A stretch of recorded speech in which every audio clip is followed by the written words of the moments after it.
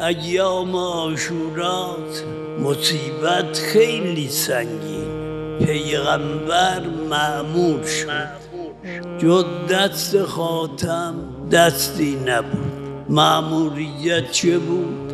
یک قاروره خدا به دست خاتم داد. با این قاروره خون گلوی حسین رو بگیر. آمد کنار گودال قتلگاه. وقتی سر بریده شد پیغمبر همونجا نشسته بود. زینت دوش نبی بودی و بیوشگارها سر بریدند و گرفتن تو را نادیده. با اون شیشه اون خون رو گرفت. این بیان حجت خداست.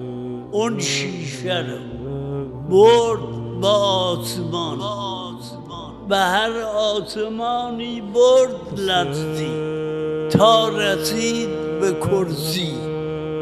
کرسی لرزی تا رسید به عرش. شیشه خون را در طاق عرش گذاشت. اون طاق تا قیامت میلرزید. السلام علی الحسین، السلام علی الحسین و علی علی ابن الحسین و علی اصحاب الحسین. و هر آسمانی برد لرزید تا رسید به کرسی. کرسی لرزید تا رسید به عرش. اون طاق تا قیامت میلرزید.